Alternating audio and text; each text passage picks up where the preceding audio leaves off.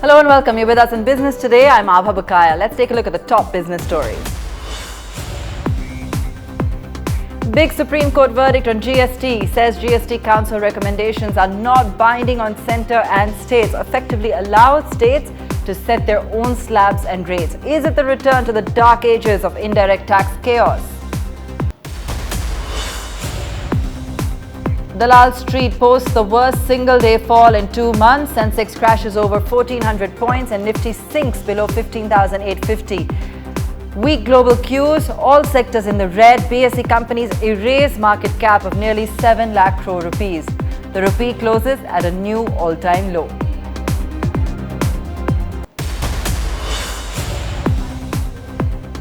Nifty IT nosedives 6%, sees its highest single-day fall in 2 years after global brokerage JP Morgan downgrades Indian IT sector as the pandemic boom fades. Brokerage house sees more downside risk to earnings assumptions.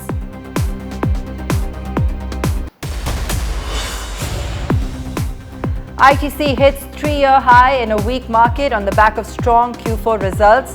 The FMCG company reported an impressive revenue growth in its cigarette business.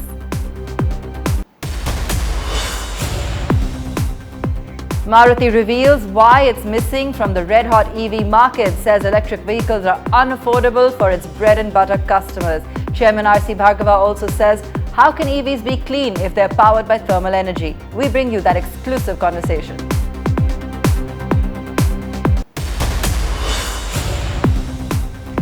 Good news for edible oil customers in India. Indonesia to lift palm oil export ban from Monday. Cooking oil prices likely to cool after this decision.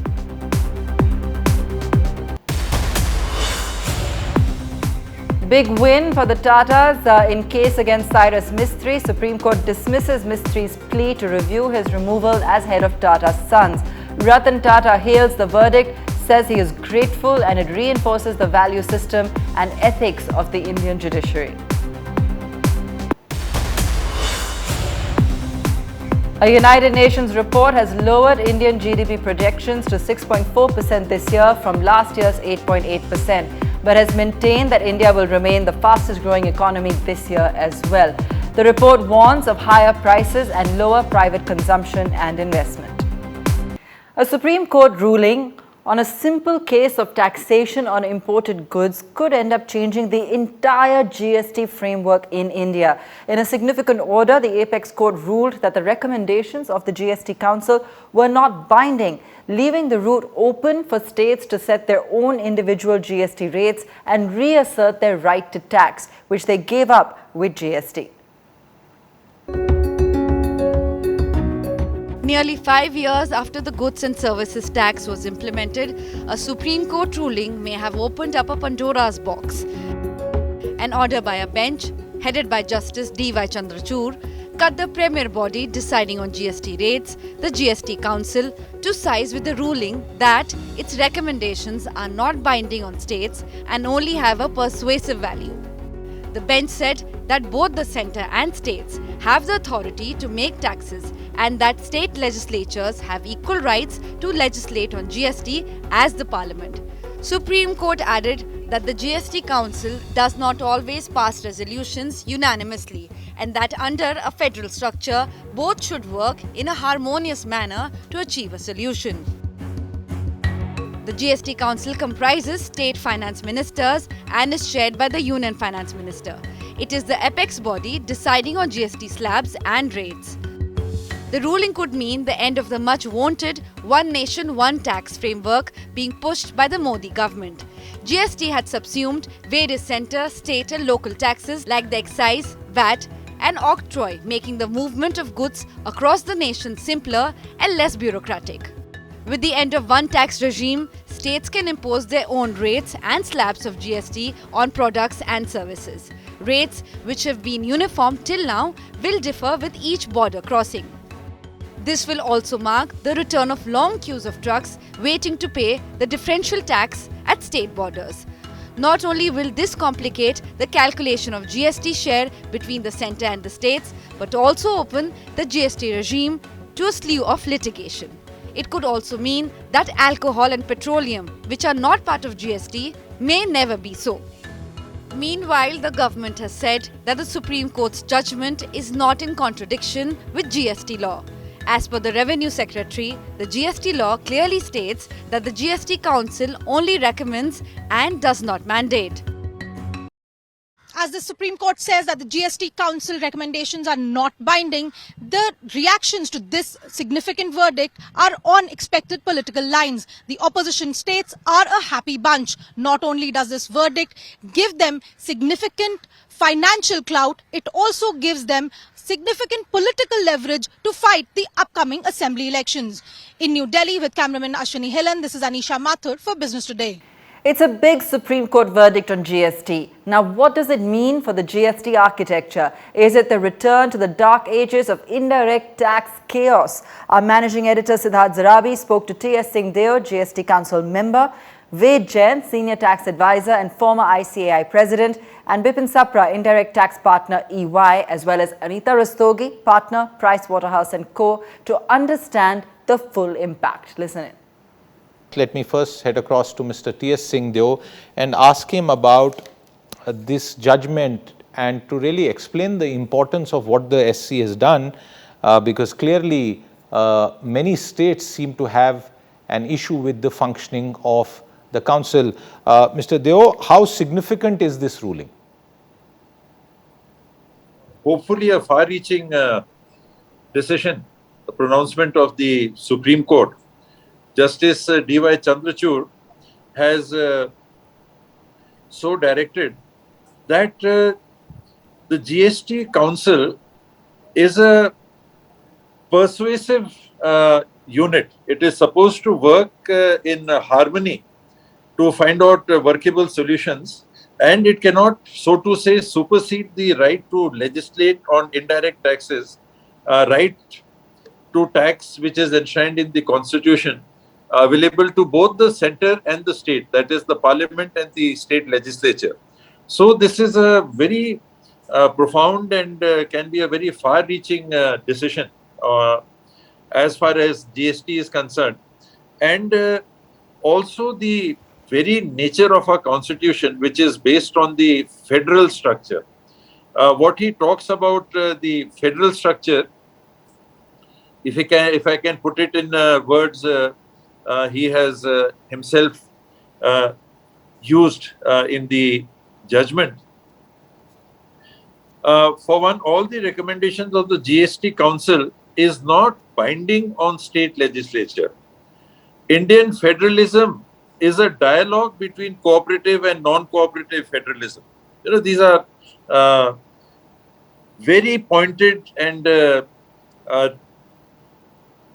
decision which can be far-reaching as far as the federal structure of our country is concerned. The right to taxation, if it does not rest with the legislature, if the state through the legislature does not have, so to say, financial independence, then where is the federal structure? Then you are dependent entirely on the central government for devolution of whatever share of taxation that they would decide, rates that they would decide, etc.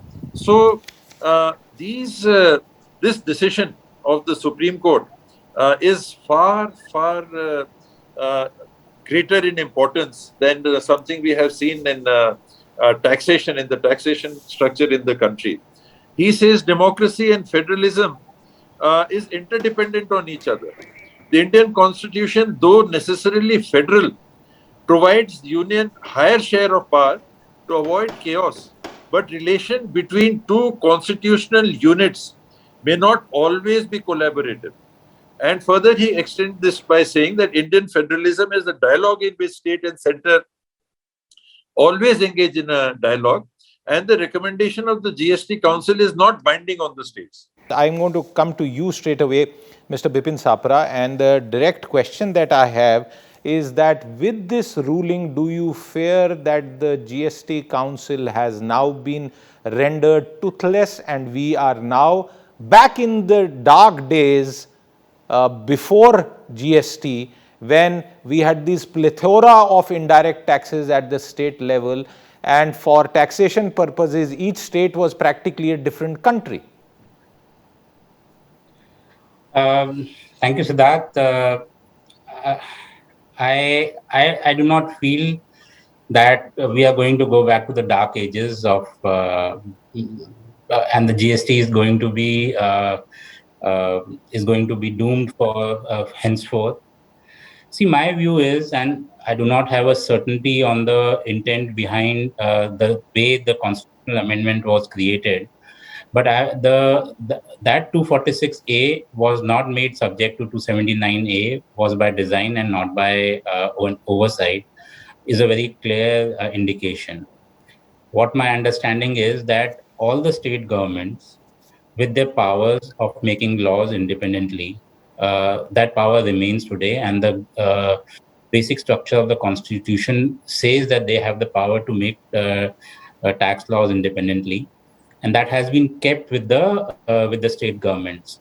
And that with their powers, they have come to the GST Council, and in the spirit of cooperative federalism, and in the spirit of having a uniform GST which works for everybody, they have voted and voted unanimously to have the GST in their present structure. And that GST, they have agreed to bind themselves with and create laws to make laws for the GST in that spirit. So whether it's the uniform rate of GST or any other law, Right. that has been accepted by the state government. So my view is that this is perfectly fine. I think it was always there that the states could go in a direction, but they have agreed to have a uniform GST. Mr. Jain, I'm coming to you for the final word, and this you have to explain for not just industry but also for the average taxpayer, because remember, at all of it, the real burden of payment comes on customers. Three parts of this question. First, does this mean that things like alcohol or petroleum coming under GST, which was already not being agreed upon by some states, there are various fears around revenues, that is now a distant dream after this order of the Supreme Court. And the second, which is still my fear, and I will continue to persist with this, a manufacturing state and a consuming state having different points of view on the treatment of the same commodity or service, and that becoming a dispute where the minority can practically block the majority view in the council. See, Mr. Siddharth, let me address the first issue. When you say that we are back to square one and whether something can happen on this, see, we should not start with a presumption that GST is a win-win situation for union or certain state. GST is a win-win situation for all the states. It's not one nation, one tax helps only one state or two states. It helps every state to promote business and to promote economy. Sir, the rates are not a win-win for taxpayers. I'm sorry to interrupt you. Some of the rates are definitely not a win-win for taxpayers. No, uniform rate. I am saying uniform rate across India helps each of the state, not only the individual states. Point only. taken. That's a point on this point. The issue which is to be considered is that one should not ignore this fact. 2017 Constitution Amendment was a consensus amendment, and that consensus still prevails. And as you said earlier, we were discussing, there is a GST council where center has 1/3 vote, but definitely for passing a resolution, center needs 75% vote. Correct. So it is not that 33%, they have a veto power to get an amendment refused. But for passing an amendment, they need support of the state. It is 33 plus 42, you need 75. Only then the GST recommendation can come up on that point. As regards the issue about the alcohol and the petroleum, see, having seen the experience in the last 5 years, I believe the state, I do agree, as politics will dominate the show. And there is a possibility now, considering this fact, 5 years, the state do feel that probably their power to tax and their power on this part, autonomy, has been gone. And probably they may not like that alcohol and petroleum to come under the GST, so that their power, whatever is left out, is also gone. That's a issue which I do agree on that part. As regards the consumer, I will say and the ordinary pen, because it is indirect tax. Ultimately, the burden is passed on to the consumer. I believe that even if there is a competition and some of the states do not agree with the GST council, it will be in the interest of the consumer. It cannot be happen in the way that some of the state may say, I will levy a higher tax, and with the result, their produce will not be sold and nobody will be a buyer. So no state will like to be left out. So ultimately, it can be a healthy competition among the state, but then it will be against, I think, the Indian economy and the working. You see, competition is good, but it should be healthy. And in case there is a tough competition that to reduce tax rate between different states, then probably some of the state may suffer on that point. So I will not suggest that the state should take a stand contrary to what they are taking in the GST council.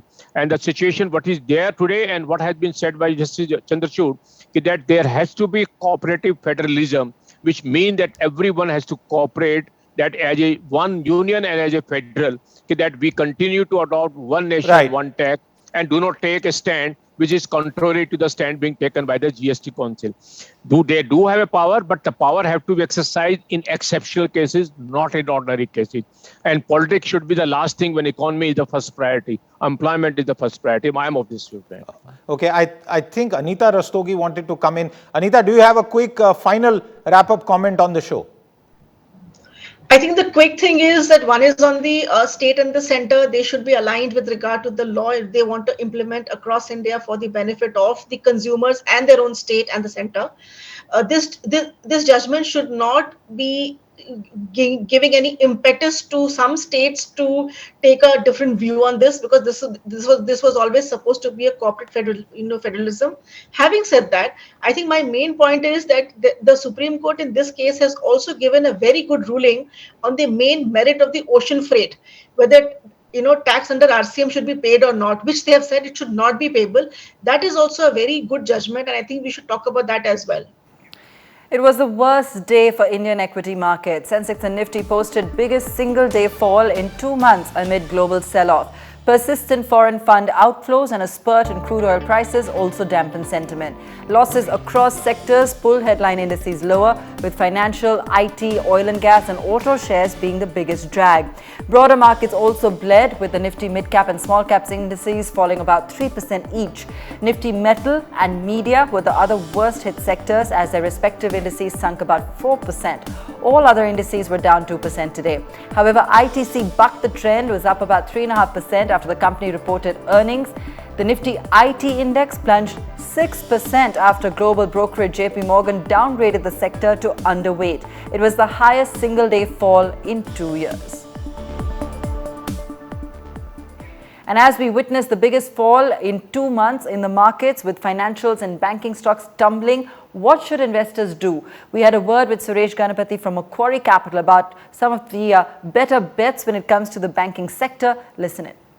When we're looking at the basket, if there's a particular strategy you'd see the financial pie with at the moment, because on one hand there's been a resumption, of course, in interest when it comes to the retail loan book, to the kind of profitability with the changing rate scenario as well. Is there a particular part or segment of the financial pie that you think will benefit going forward?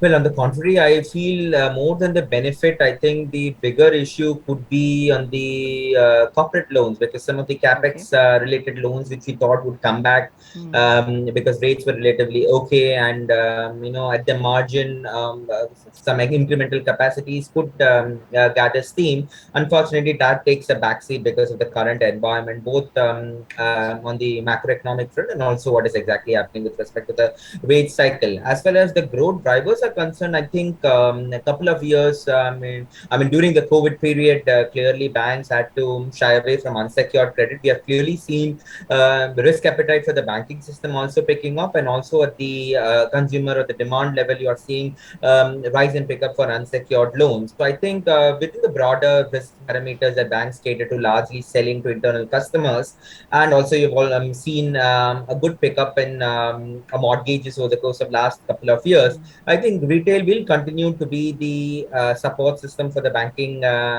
system when it comes to growth. And within that, you'll definitely see, even though there are it's a rising interest rate environment, I do believe that on the supply side, banks will be a bit more active trying to do some of this unsecured loan business, and therefore that is also going to be a good growth driver over the course of next couple of years.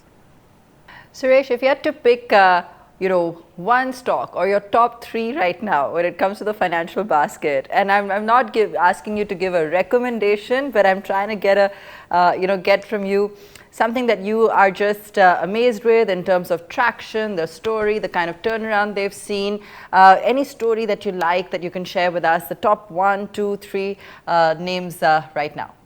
Yeah, so I'm still sticking with the large conventional ones because it's like I do believe that the FANG model will work everywhere. I mean, in the sense that the large ones are going to become larger and bigger, and they will dominate. And it makes more sense to stick with the larger ones over a longer term time period. So obviously, near term concerns are there for HDFC Bank, for that matter, for the entire sector because of a rising rate cycle. But I still believe that HDFC Bank and ICICI Bank are going to be the eventual winners if you were to really look at from a 5 to 10 year perspective. So these should be core holdings in my view. But I think beyond that, if I were to really look at a bit more favorably towards some of the cheaper names, cheaper valuation names, I believe that it's SBI and IndusInd Bank. I guess SBI has done exceptionally well this year fundamentally. So I'm very surprised to see the kind of underperformance, but that's there across the financials. So SBI clearly stands out to me in my opinion.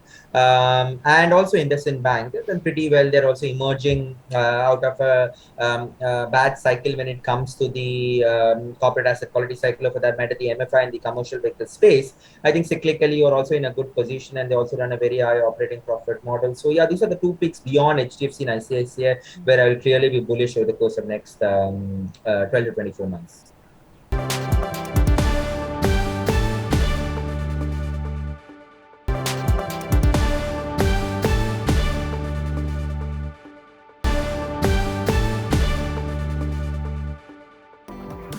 And you can catch the full interview on businesstoday.in as well as our YouTube channel.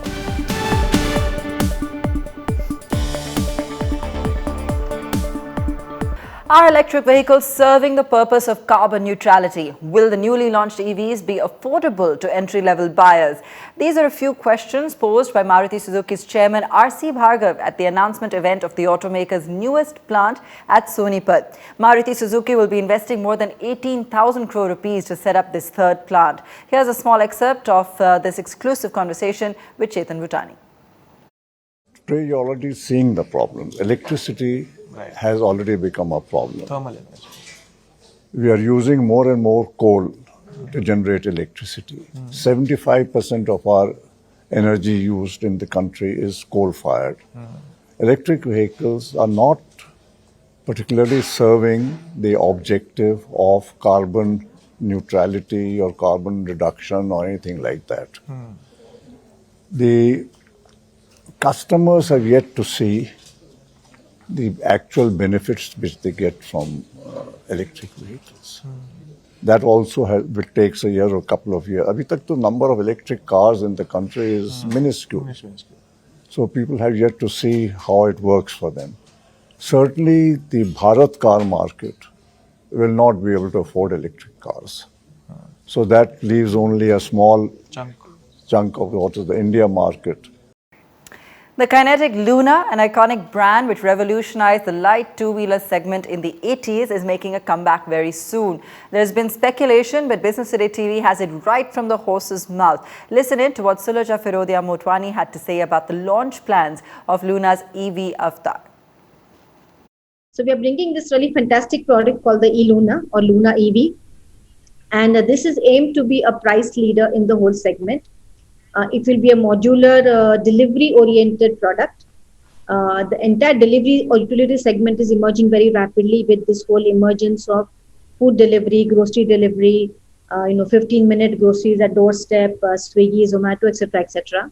And I think this new trend of home delivery is here to stay, even in the post-COVID world, even after COVID goes away. So e-commerce is really spurring it. Plus, you have a large market of small town where people are using two-wheelers for their livelihood.